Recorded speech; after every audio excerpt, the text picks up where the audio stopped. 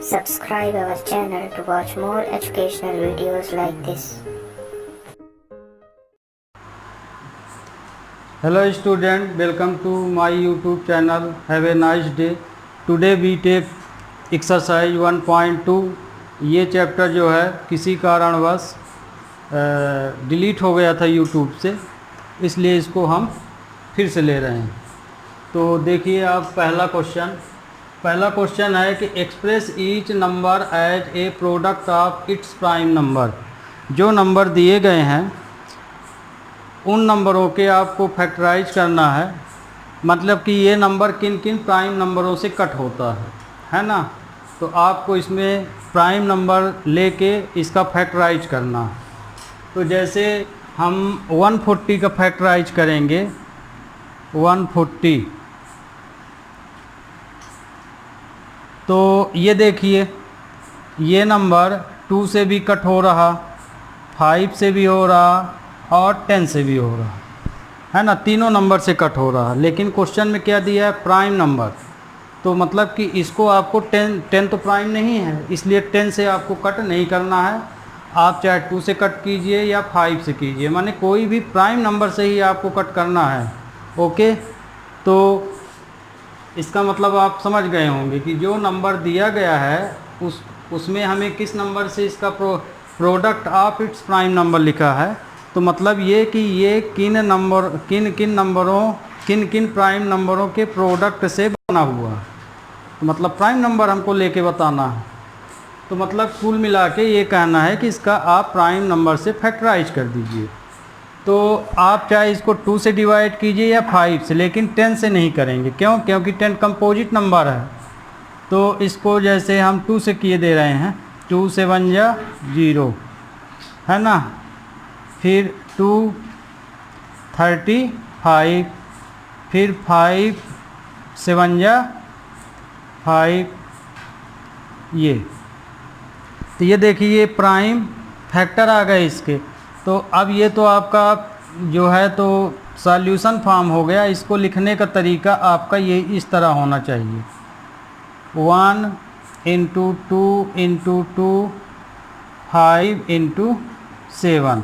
मतलब कि जो भी आप फैक्टराइज से नंबर पाएँ उसे या तो आप डिसेंडिंग आर्डर में लिखिए या एसेंडिंग आर्डर में। कट चाहे आप जिस तरह कीजिए, चाहे पहले 5 से कट कीजिए या 2 से कीजिए। देखिए 7 से भी हो रहा था तो 7 से भी आप पहले कट कर सकते थे। शर्त ये है कि प्राइम नंबर होना चाहिए।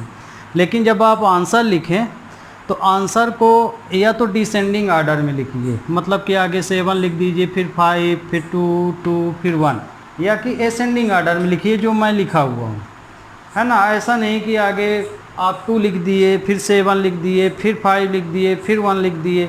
तो चूँकि अब ये क्लास 10th है तो इसलिए आपको अब कुछ चीज़ों का ध्यान रखना चाहिए, है ना। उससे कॉपी भी अच्छी लगेगी, जो चेक करेगा उसको भी अच्छा लगेगा। इसलिए कुछ चीज़ें हमें सही ढंग से लिखना चाहिए। ओके, तो इसका आंसर ये आया। अब ये आपका आंसर हो गया। अब लिखने का तरीका आपका ये भी हो सकता है कि जैसे 2 कितनी टाइम्स आया है, 2 टाइम्स आया है। तो 2 टाइम्स आया है तो पावर फॉर्म में इस तरह से लिख दीजिए, 5 × 7। ओके, तो ये क्वेश्चन पूरे इस तरह करना है। अब जैसे मान लीजिए क्वेश्चन सेकंड ले लिए। सेकंड में क्या दिया है, 156। ये अब ये नंबर 2 से कट हो रहा है और 3 से भी कट हो रहा है। तो चाहे आप इसको आगे 3 से कट कीजिए या 2 से। तो देखिए इस बार हम 2 से ना करके हम 3 से किए दे रहे हैं। 3 5 जा और 3 2 जा, ये आया। फिर 2 से हो रहा, 2 2 जा 2 6 जा। अब देखिए ये नंबर 2 से भी हो रहा, 13 से भी हो रहा, लेकिन है तो दोनों प्राइम। तो चाहे आप पहले इससे डिवाइड कीजिए और चाहे पहले इससे कीजिए। तो जैसे मान लीजिए हम 13 से ही किए दे रहे हैं ये। तो कहने का मतलब कि आप प्राइम नंबर से कट कीजिए, चाहे आप बड़े नंबर से कट कीजिए चाहे छोटे से। शर्त ये है कि वो नंबर प्राइम होना चाहिए। तो ये आपका आंसर आ गया। अब आंसर लिखने का तरीका आपको ये है। तो जैसे 156, 1 पहले हम सबसे छोटा नंबर लिखे ले रहे हैं, फिर 2, फिर देखिए 2 आया, फिर 3, फिर 13। अब इसमें भी आप पावर, क्योंकि यदि नंबर रिपीट हो रहे हैं तो उनको पावर फॉर्म में लिख सकते हैं, जैसे 1 इंटू 2 की पावर 2, 3 इंटू 17। ओके। अब जैसे ये वाला नंबर हम आपको बता रहे हैं, ये थर्ड नंबर, तो थर्ड नंबर में क्या दिया है, 3825। ये देखिए कि वंश में 5 है, इसलिए 5 से ये कट जाएगा, तो 5 7 जा 35, फिर 5 4 जा 20, फिर 5 5 जा 25, है ना। फिर से 5 आ गया वंश में, तो फिर से 5 से कट कर दीजिए, 5 1 जा 5, 4 जा 20 और 5 9 जा, ये आया। अब ये किससे कट हो रहा है, तो देखिए ये नंबर जो है किससे कट होगा, 13 से कट होगा। किससे, 13 से। तो 13 से हम कट, 13 1 जा 13, 13 3 जा, तो ये आया यहाँ पे। ओके, तो एक बार फिर से चेक कर लीजिए कहीं गलत है कि सही है। तो आपको जब ये फैक्टराइज करें तो एक बार इसको चेक ज़रूर कर लेना चाहिए। अब देखिए ये हम सही किए हैं कि नहीं, चेक कीजिए। तो यदि ये सही होगा तो इसका मल्टीप्लाई वही आ जाना चाहिए। मान लीजिए आप ये नंबर किए तो एक बार चेक ज़रूर, यदि परीक्षा में आ रहा तो चेक करना चाहिए, जैसे इनका आप मल्टीप्लाई करें तो ये नंबर मिल जाना चाहिए। इसी तरह से सभी को चेक कर लेना चाहिए। तो आप जो फैक्टराइज कर रहे हैं ये, तो इसको चेक करना है आपको। तो ये देखिए, तो इसको हम क्या सही किए हैं, तो देखिए जब भी आप कट कीजिए तो ध्यान रखिए कि जैसे देखिए कि ये हमारा पूरा नंबर कट हो गया है ना। कभी कभी तो मान लो फंस गए तो इसमें नंबर ही नहीं कटता है, लेकिन कभी कभी ऐसा होता, ऐसे नंबर आ जाते हैं कि पूरा कट जाता है और गलत भी रहता है, जैसे ये। अब देखिए इसको हमने गलत कहाँ किया है, तो हमने इसको गलत कहाँ किया है, जैसे आप इसका इसमें डिवाइड कीजिए, तो 5 से 1 जा हमने क्या किया है 35, इतना तो सही लिखे। अब 35 में फिर 4 जा बार पढ़ दिए हैं, तो जब हम 35 लिखेंगे तो माइनस करने पर 3 आएगा, तो मतलब से कितनी बार जाएगा, 6 बार डिवाइड जाएगा। तो ये भी आपको ध्यान रखना है कि फैक्टराइज तो बहुत बच्चे बहुत हल्के में ले लेते हैं, जल्दी जल्दी किए और गलत कर दिए, फिर बाद में बोले अरे यहाँ मिस्टेक हो गया था। तो इसलिए आपको ये ध्यान रखना है। ओके, इसीलिए हम इसको गलत किए थे आपको समझाने के लिए। तो ये देखिए यहाँ पे देखिए गलत करने के बाद भी हम 1 तक पहुँच गए, है ना। तो मतलब ये कि कुछ क्वेश्चन ऐसे होते हैं कि जो आपको लगेगा सही है लेकिन वास्तव में गलत हो जाते हैं। तो डिवाइड आप सही कीजिए। मान लीजिए डायरेक्ट नहीं बनता है तो आप डिवीज़न कर लीजिए, तो ये नंबर हमारा कितना आएगा, ये आएगा। ओके, तो जब ये गलत हो गया तो मतलब हमारी पूरी लाइन गलत हो गई। तो अब ये नंबर जैसे अब 5 से हम यदि कट करेंगे तो कितना आएगा, 153 आएगा। कितना आएगा, 153। अब ये नंबर देखिए 3 से भी कट रहा, 17 से, तो मान लीजिए हम 17 से काट दिए तो ये आया, ये। तो ध्यान रखिएगा फैक्टराइज में। तो इसका आंसर आया आपका 3825 1 इंटू 3 इंटू 3 5 इंटू 5 इंटू 17। अब पावर फॉर्म में लिख दीजिए 1 इंटू 3 की पावर 2, 5 की पावर 2 और 17। ओके स्टूडेंट, इस तरह से आप 4th और 5th भी कर लीजिएगा। 3 हम आपको बता दिए। We take up next question. तो देखिए ये क्वेश्चन नंबर सेकंड में क्या बोला है, find the LCM and SCF and verify that LCM into SCF equal to product of two number. मतलब ये कि ये जो नंबर दिए गए हैं इन नंबरों का LCM और SCF निकालिए और उसको वेरीफाई कीजिए कि सही है कि गलत।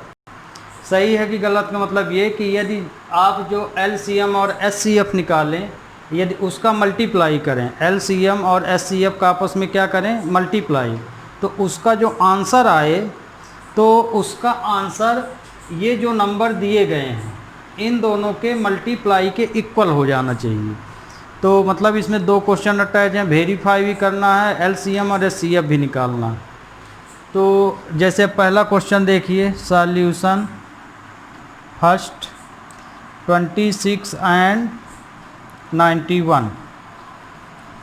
तो इसको हम ये निकाल रहे हैं फैक्टराइजेशन से। आगे हम दोनों का क्या कर लेंगे, प्राइम फैक्टर निकाल लेंगे। तो जैसे ये 2 से कट रहा तो 13 और 13 1 जा 13। ध्यान रखिएगा LCM SCM इसमें हम प्राइम फैक्टर से निकालेंगे।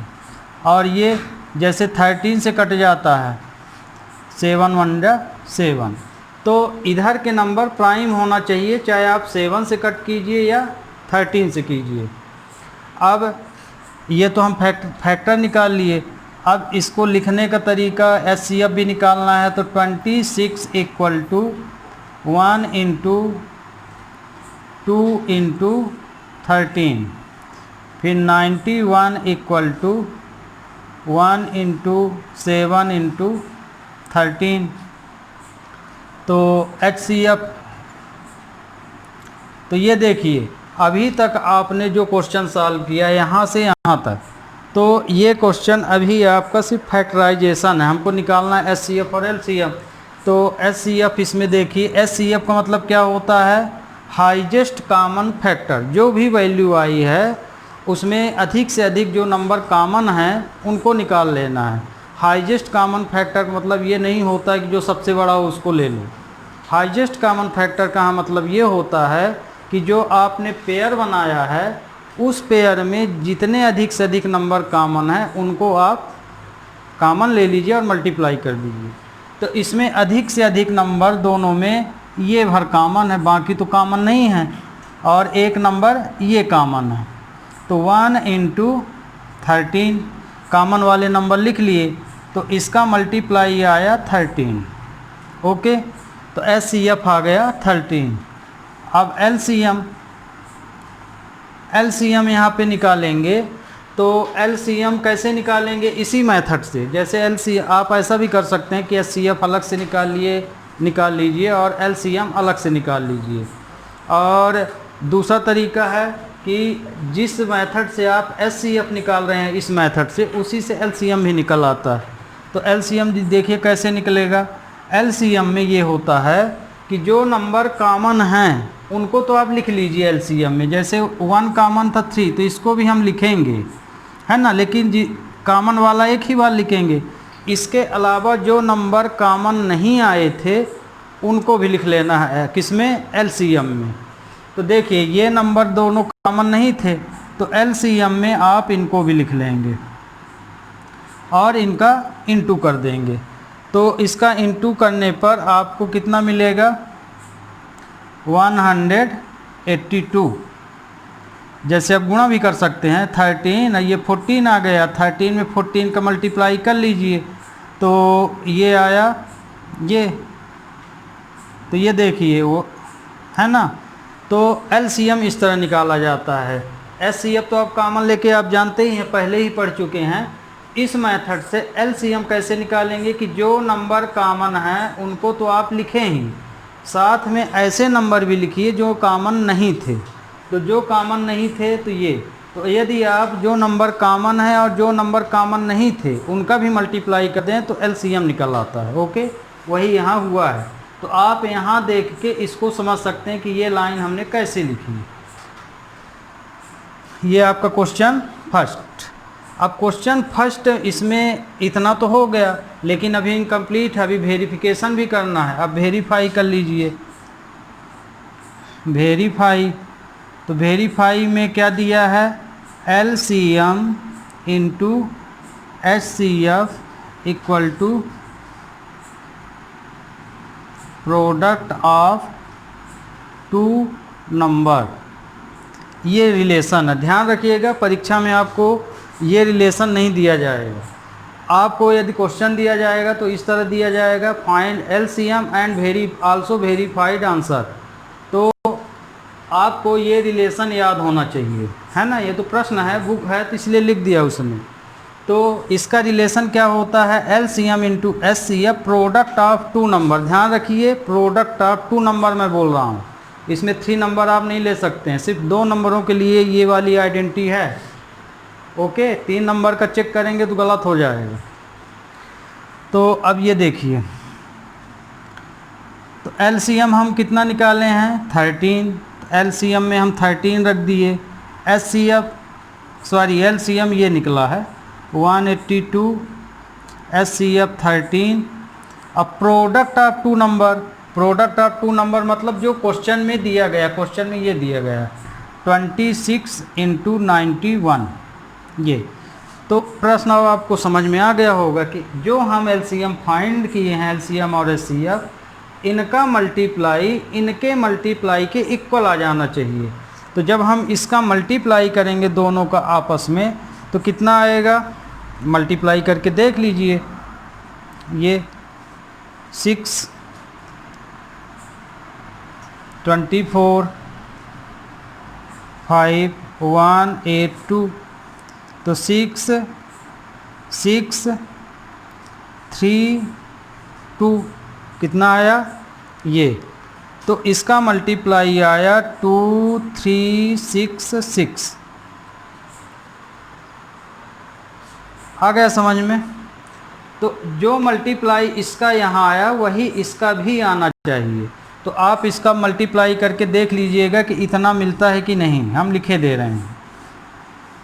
तो ध्यान रखिए जब वेरिफिकेशन आए तो आप ऐसा मत कीजिएगा जैसे अभी मैं कर दिया हूँ। हमने क्या किया है, इसका मल्टीप्लाई कर लिया और इसको हम बोले हैं कि आप देख लीजिएगा कि इसका भी मल्टीप्लाई इतना ही आता है कि नहीं। लेकिन परीक्षा में आपको नहीं करना है, क्योंकि यदि आप परीक्षा में ऐसा करेंगे तो मान लीजिए ये कहीं मिस्टेक है, तो जब आप मल्टीप्लाई करेंगे इसका तो इसके बराबर नहीं आएगा, तो आप ये समझ जाएंगे कि हमने कहीं गलत किया है। ओके, तो आपका ये क्वेश्चन अब समझ में आ गया होगा। अब देखिए ये वाला क्वेश्चन ले रहे हैं, इसको हम मिटा रहे हैं। अब ये वाला देखिए, इसका भी हम क्या करेंगे, फैक्टराइज करेंगे। 2, 2 जा 4, 2 5 जा 10, 2 5 जा 10, फिर 5 से कट रहा, ये काट दिए, फिर 17 से कट रहा, ये कट कर दिए, ये आया। तो 510 का क्या आ गया, 1, 2, 3, 5 और 17 असेंडिंग ऑर्डर में लिख दिए। अब आप 92 का भी कर लीजिए। तो 92 का हम इधर किए दे रहे हैं, 92 का जब हम किए तो 2 4 जा, 2 6 जा, 2 2 जा, 2 3 जा।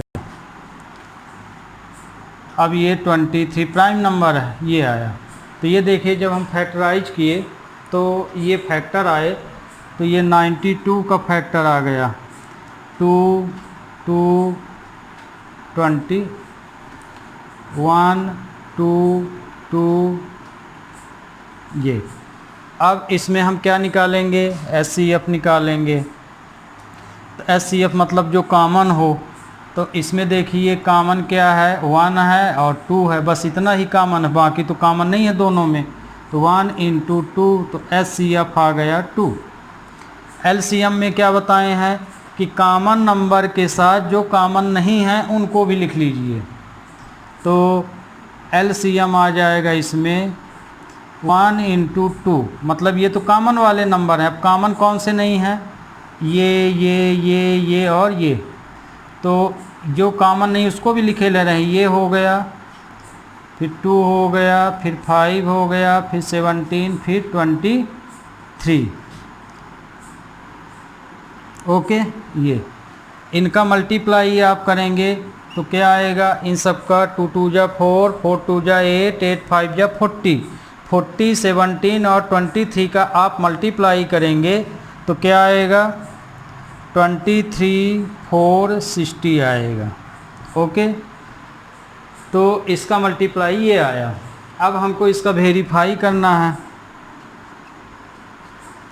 वेरीफाई में जो रिलेशन दिया है LCM into HCF equal to product of two number, ये तो LCM है 2 इंटू 2 3 4 6 0 और नंबर क्या है, नंबर आपके दिए गए हैं ये और ये 5 10 इंटू 92। तो इन दोनों, इसका मल्टीप्लाई इसके मल्टीप्लाई के बराबर आना चाहिए। तो 2 0 2 6 जा 12, 2 4 जा 8 9, 2 3 जा 6 और 2 2 जा 4, ये आया। इसी तरह से आप इसका भी मल्टीप्लाई कीजिए तो यही आना चाहिए। आप मल्टीप्लाई करके चेक कर लीजिएगा। ओके स्टूडेंट, बीट ये क्वेश्चन आप स्वयं कीजिए। हम अब अगला क्वेश्चन नंबर 3 ले रहे हैं। ओके, अगले क्वेश्चन में देखिए, यहाँ पे अभी जो बताए हैं वही है, LCM HCF अभी आपको बताए हैं, उसमें तो वेरीफाइड भी था, ये भी वही क्वेश्चन है, बस इसमें वेरिफिकेशन नहीं करना है और LCM और HCF निकालना है। किस मेथड से, प्राइम फैक्टराइजेशन मेथड से, जो अभी हमने आपको बताया है। तो देखिए आगे इसमें 12 का फैक्टराइज कीजिए, 2 6 जा 2 3 जा 3 1 जा, ओके। फिर 15 का कर लिए, 15 का क्या किए, 5 3 जा और 3 1 जा। 21 का कर लिए तो 21 का क्या आएगा, 7 3 जा 3 1 जा। तो आप देख लीजिए, हम उल्टे सीधे नंबर जो भी पाए उसी से कट कर दिए हैं, बस कट तो किए हैं पर लिए तो प्राइम नंबर हैं। आप भी ऐसा कर सकते हैं। ये पहला नंबर था। अब इसका सॉल्यूशन आपको इस तरह से लिखना है, ये आपका कैलकुलेशन है और ये लिखने का तरीका है। इस कैलकुलेशन को इस तरह से, ये एक तरीका है लिखने का, लेकिन आपको परीक्षा में बहुत बच्चे क्या करते हैं कि इसको रफ में कर देते हैं, बस लाइन भर लिख देते हैं। आपको अपनी चाहे परीक्षा हो या फेयर कॉपी, आपको ये लिखना चाहिए और फिर ये लिखना चाहिए 1 2 2 3 15 1 3 5 फिर 21 1 3 7। तो आप देख रहे हैं कि हम आर्डर भी असेंडिंग में ले रहे हैं, तो ज़रूरी नहीं असेंडिंग की जगह डिसेंडिंग भी आप ले सकते हैं, पर लिखिए विधिवत। तो ये देखिए इसमें हम HCF निकाल रहे हैं। HCF जो, अब देखिए इसमें 3 डिजिट है तो तीनों में वो नंबर कॉमन होना चाहिए। तो इसमें देखिए 1 कॉमन है और क्या कॉमन है, 3। तीनों लाइन में क्या कॉमन है, 3। तो 1 इंटू 3, तो HCF आ गया 3। LCM क्या आएगा, LCM अभी आपको बताए हैं कि कॉमन नंबर को लिखने के बाद, कॉमन नंबर क्या है, ये है ना, तो 1 3, इनको लिखने के बाद इसमें जो और बच गए हैं, कौन कौन बचा है, ये और ये, इनको भी लिख लीजिए और मल्टीप्लाई कर दीजिए। तो 2 2 ले लिए, 2 2, फिर 5 और 7, 5 7, तो 3 2 जा 6 12 60 420, ये इसका LCM हो गया। ओके स्टूडेंट, अब ये वाला जैसे आप लेंगे, सेकंड नंबर क्वेश्चन 17 का 23 29, ये तो तीनों प्राइम नंबर हैं। तो ध्यान रखिए, ये तो हम यहाँ सॉल्व किए देते हैं। यदि क्वेश्चन प्राइम नंबर दिया है, जैसे देखिए इसमें तीनों प्राइम है, ये भी प्राइम, ये भी, तो आपको हम जब इरेशनल नंबर प्रूफ करना सिखा रहे थे तो आपको बताए थे कि प्राइम नंबर का HCF हमेशा 1 होता है ना। तो इसमें तीनों प्राइम है तो ऑलरेडी इसका HCF क्या होगा, 1 होगा। और LCM यदि निकाल रहे हैं प्राइम नंबरों का, तो जो भी प्राइम नंबर दिए हैं उनका इंटू कर दीजिए तो LCM निकल आता है। अब मान लीजिए लगाना है तो इस तरह से लगा के दिखा सकते हैं।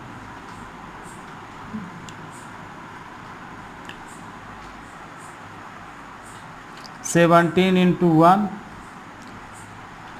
23 इंटू 1, 29 इंटू 1। तो HCF क्या आ जाएगा, तीनों में ये सिर्फ इतना कॉमन है तो 1 आया। LCM क्या आ जाएगा, इसको लिखने माने जो कॉमन नंबर है उसको लिखने के बाद जो बच गए हैं तो क्या बचा है 1 के अलावा, ये तीनों बच गए हैं।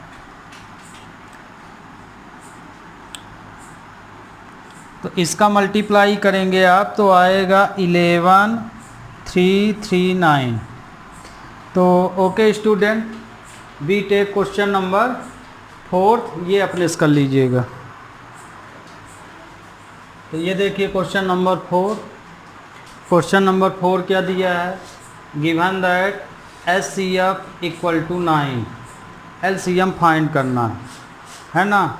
तो इस क्वेश्चन में बहुत बच्चे धोखा खा जाते हैं, क्या करें क्या ना करें। बहुत बच्चों को तो समझ में आ जाता, सीधे सीधे लिखा है।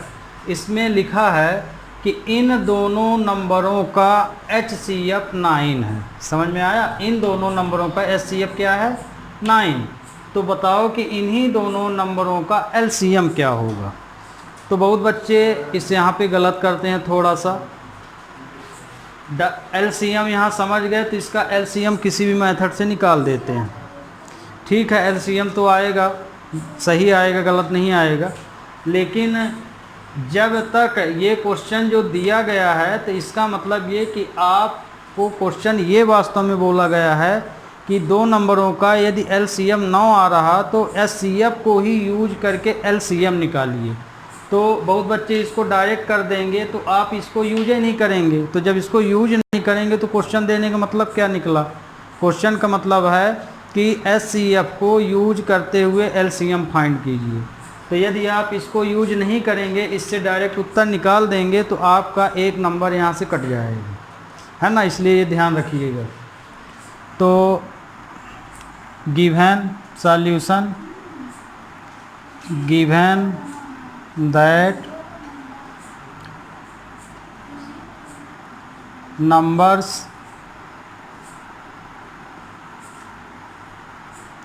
नंबर्स क्या दिए गए हैं, ये और ये 306 एंड 657। HCF क्या दिया गया है, इन्हीं दोनों का HCF दिया गया है 9 और LCM हमको क्या करना है, फाइंड करना है। तो इसका रिलेशन क्या होता है अभी आपको सेकंड क्वेश्चन में बताया गया था। Hence we know that LCM into HCF equal to product of two numbers. ये इसकी रिलेशन है, आइडेंटिटी है। तो मतलब कहने का क्वेश्चन दिया कि आइडेंटिटी यूज करके LCM बताइए, मतलब ये आइडेंटिटी लगाइए और इसको सॉल्व कीजिए। तो LCM तो फाइंड करना है तो LCM ही यहाँ लिखेंगे। HCF 9 दिया है तो 9 रख दीजिए। प्रोडक्ट ऑफ टू नंबर, इन्हीं दोनों नंबरों का प्रोडक्ट ले लीजिए ये। तो LCM क्या आ जाएगा, LCM इक्वल टू 306 657 अपॉन 9। अब इनको कट कर दीजिए।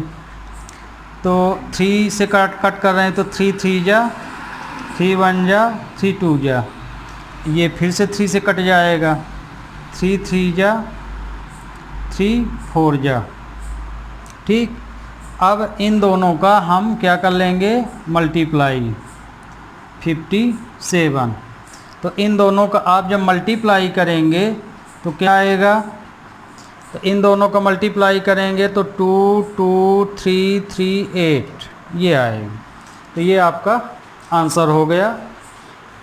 तो ये अब आपको क्वेश्चन समझ में आ गया होगा। We take next question, question number 5।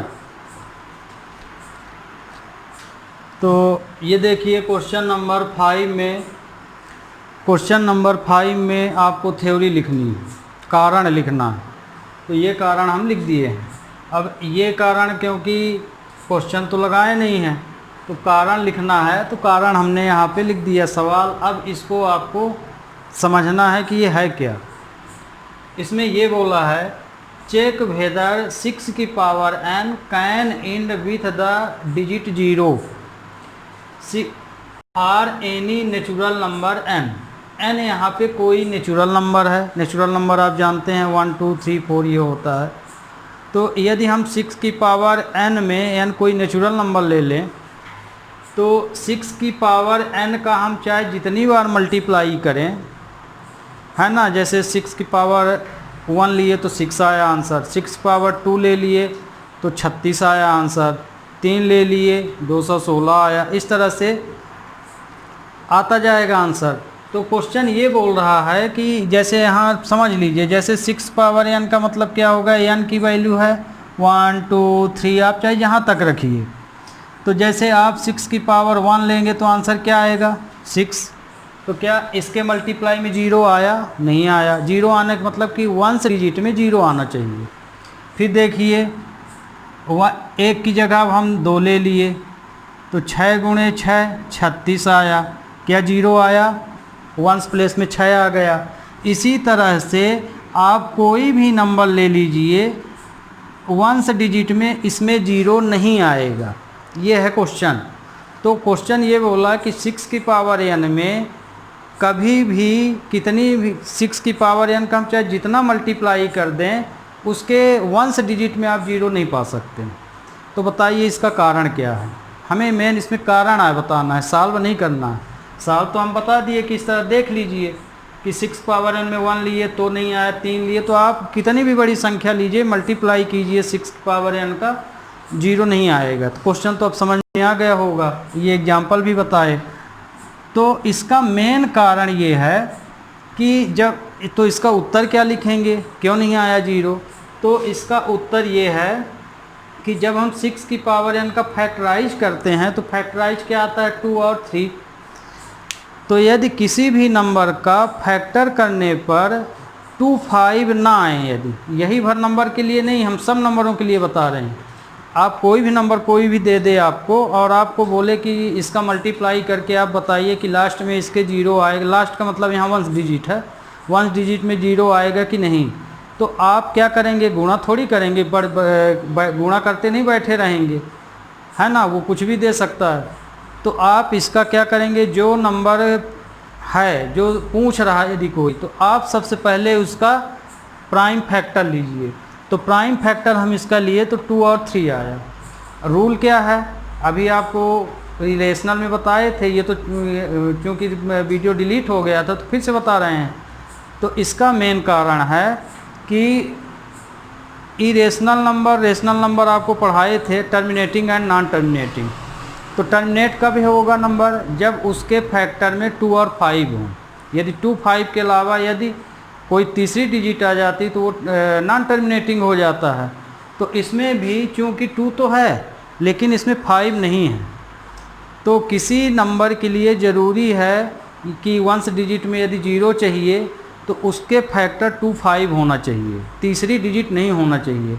तो इसमें क्योंकि 2 तो है पर 5 नहीं है, इसलिए इस 6 की पावर n का हम कितनी बार मल्टीप्लाई कर लें उसमें कभी भी 0 लास्ट में नहीं मिलेगा। ये आपको हमने एक्सप्लेन कर दिया, वही चीज़ हमने यहाँ पे लिखा है। Here in which 5 is not a prime factor, मतलब कि जब इसका फैक्टर निकालते हैं तो इसमें 5 फैक्टर नहीं मिल रहा। 2 तो है लेकिन 5 नहीं है, 3 नहीं होना चाहिए, सिर्फ 2 और 5 होना चाहिए।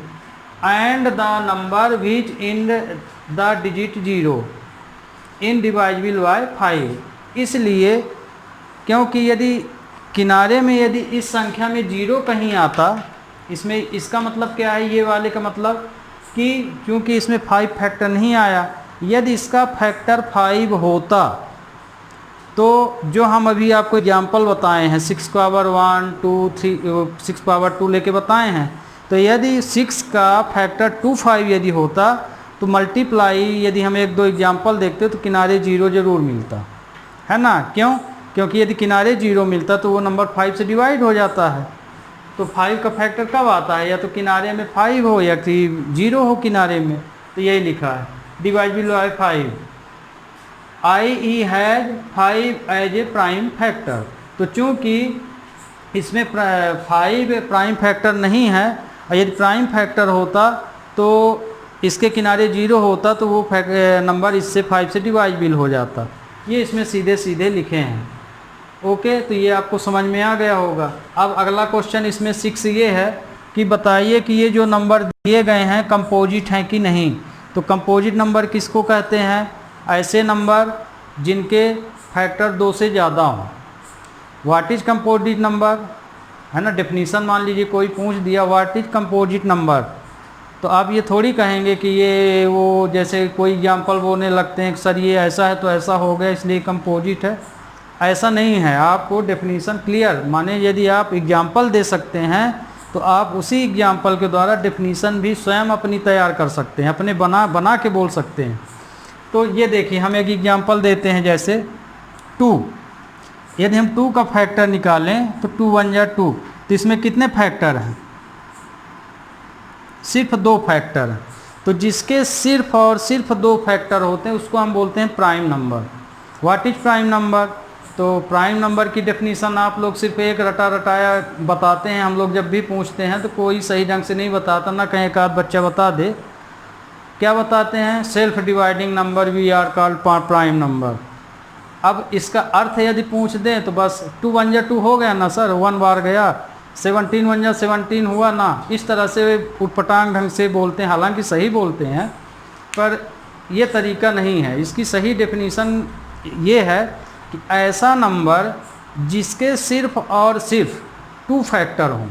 2 से ज़्यादा नहीं, हम बोल रहे हैं सिर्फ और सिर्फ 2 फैक्टर हैं। Whose number only 2 factor we are called prime number. ये इसकी करेक्ट डेफिनेशन है। ओके, तो कंपोजिट नंबर ऐसा नंबर जिसके मोर देन 2 फैक्टर हों। 2 से यदि ज़्यादा फैक्टर हैं वो कंपोजिट है, और जिसके 2 फैक्टर हैं वो प्राइम नंबर है। तो आपको डेफिनेशन अब बिल्कुल क्लियर हो गई होगी। तो ये देखिए ये प्राइम है। 3 का ले लिए, 3 1 जा, ये भी प्राइम है। 4 ले लिए, फैक्टराइजेशन प्राइम से ही करेंगे। ओके, ये देखिए इसमें कितने फैक्टर हैं? 3 फैक्टर हैं, तो माने 2 से ज़्यादा हो गए।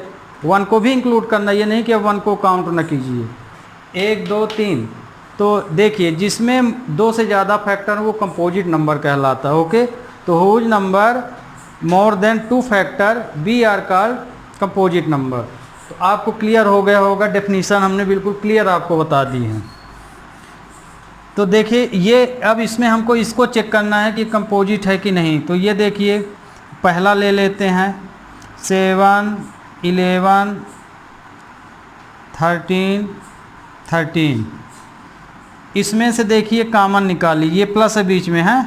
तो ये देखिए इस पेयर और इस पेयर में 13 कॉमन है, कॉमन ले लिए। तो इसमें बचा 7 × 11 + 1, है ना, ये निकल गया बाहर। तो ये आया 13 77 + 1, तो ये आ गया 13 × 78। तो 13 इसको भी फैक्टराइजेशन में कर दीजिए, 13 छंग 78 के 78 का भी हम फैक्टराइजेशन कर दिए हैं। देखिए 13 6 से जा तो ये आया। तो ये देखिए इसमें जो फैक्टर आ रहे हैं मोर देन 3 आ रहे हैं, 2 से ज़्यादा आ रहे हैं। तो इसलिए ये कंपोजिट नंबर होगा। क्या होगा? Composite number. It is composite number, है ना। आपको ये समझ में आ गया होगा। ये 78 का यहाँ पे हम फैक्टर लिख दिए हैं, 13 टू 3 मल्टीप्लाई करेंगे तो यही आएगा। ओके, अभी जो डेफिनीशन बताए हैं उसके आधार पर ये आंसर भी आपको हमने बता दिया है। अब देखिए इसका ये नंबर सेकंड नंबर, ये वाला नंबर यहाँ हम किए दे रहे हैं 2 7 6 5 4 3 2 1 प्लस 5। इसमें भी वही प्रोसीजर, कॉमन ले लीजिए। इसमें क्या कॉमन है? 5 कॉमन है। 7 6 4 3 2 1 प्लस 1 5। अब इसका मल्टीप्लाई 42